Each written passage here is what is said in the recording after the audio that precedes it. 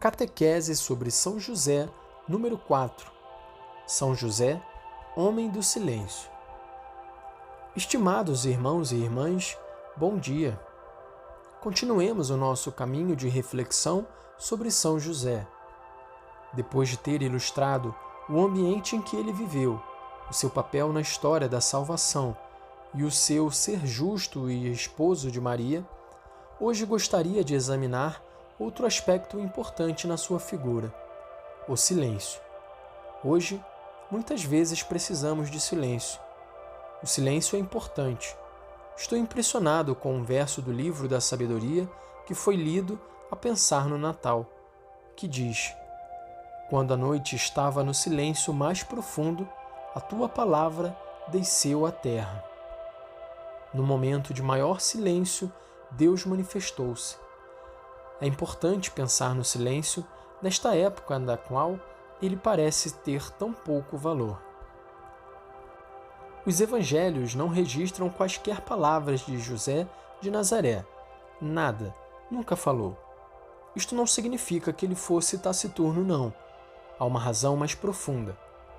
Com este silêncio, José confirma o que Santo Agostinho escreveu. Na medida em que cresce em nós a palavra, o Verbo que se fez homem, diminuem as palavras. Na medida em que Jesus, a vida espiritual, cresce, as palavras diminuem. Isto que podemos definir como papagalismo, falar como papagaios continuamente, diminui um pouco. João Batista, que é a voz que clama no deserto, "Preparai o caminho do Senhor", diz em relação ao Verbo: "Ele deve crescer e eu diminuir." Significa que ele deve falar e eu devo ficar calado. E José, com o seu silêncio, convida-nos a deixar espaço à presença da palavra feito carne, Jesus. O silêncio de José não é mutismo. É um silêncio cheio de escuta, um silêncio laborioso, um silêncio que faz emergir a sua grande interioridade. O Pai pronunciou uma palavra e foi o Filho, comentou São João da Cruz. E ele fala sempre em eterno silêncio, e no silêncio deve ser ouvida pela alma. Jesus cresceu nesta escola, na casa de Nazaré, com o exemplo diário de Maria e José. E não surpreende que ele próprio procurará espaços de silêncio nos seus dias e convidará os seus discípulos a fazerem esta experiência. Por exemplo, "Vinde, retiremo-nos a um lugar deserto e repousai um pouco." Marcos 6:31. Como seria bom se cada um de nós, seguindo o exemplo de São José, conseguisse recuperar esta dimensão contemplativa da vida aberta precisamente pelo silêncio. Mas todos sabemos, por experiência, que não é fácil. O silêncio assusta-nos um pouco, porque nos pede para entrarmos em nós mesmos e encontrarmos a parte mais verdadeira de nós. Muita gente tem receio do silêncio. Deve falar, ou ouvir um rádio, televisão, mas não pode aceitar o silêncio porque tem medo. O filósofo Pascal observou que toda a infelicidade dos homens provém de uma só coisa: não saber ficar tranquilo num quarto. Queridos irmãos e irmãs, aprendamos de São José a cultivar espaços de silêncio, nos quais possa surgir outra palavra, isto é, Jesus, a palavra, a do Espírito Santo, que habita em nós e que traz Jesus. Não é fácil reconhecer esta voz, que muitas vezes se confunde com os milhares de vozes de preocupações, tentações, desejos e esperanças que nos habitam.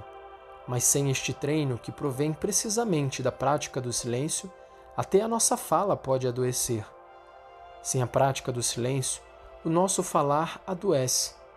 Ele, em vez de fazer resplandecer a verdade, pode tornar-se uma arma perigosa. De fato, as nossas palavras podem tornar-se uma adulação, jactância, mentira, maledicência, calúnia. É um dado da experiência que, como nos lembra o Eclesiástico, a língua mata mais do que a espada. Jesus disse-o claramente: Quem fala mal do irmão ou da irmã, quem calunia o próximo, é o homicida. Mata com a língua. Não acreditamos nisto, mas é a verdade. Recordemos as vezes que matamos com a língua, envergonhar-nos-íamos. Contudo, far-nos-á muito bem, tanto bem.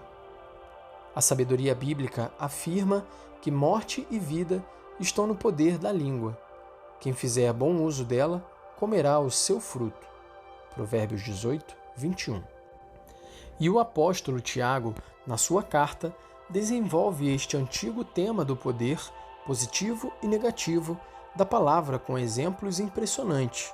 Diz assim: se alguém não peca pela palavra, esse é um homem perfeito, capaz de dominar o seu corpo.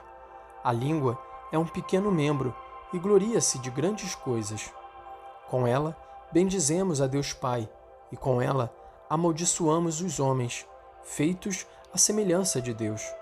De uma mesma boca precedem a bênção e a maldição. Por este motivo, devemos aprender de José a cultivar o silêncio, aquele espaço de interioridade nos nossos dias, nos quais damos ao Espírito a oportunidade de nos regenerar, de nos consolar, de nos corrigir. Não estou a dizer que devemos cair no mutismo, não, mas devemos cultivar o silêncio. Cada um olhe para dentro de si mesmo. Muitas vezes estamos a fazer um trabalho e, quando terminamos, procuramos imediatamente o telemóvel para fazer outra coisa. Somos sempre assim. E isto não ajuda. Faz-nos escorregar para a superficialidade. A profundidade do coração cresce com o silêncio.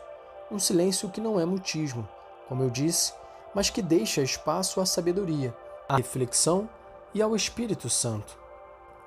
Por vezes, temos medo dos momentos de silêncio, mas não devemos recear. O silêncio far-nos-á muito bem.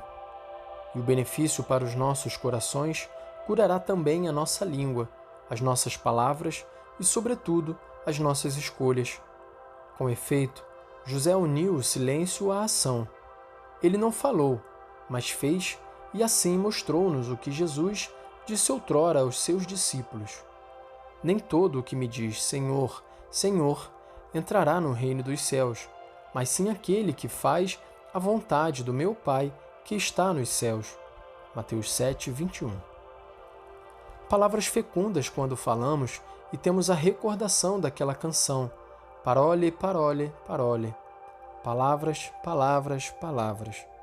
E nenhuma substância. Silêncio. Falar o suficiente. Às vezes morder a língua um pouquinho, que faz bem, em vez de dizer parvoíces. Concluamos com uma oração.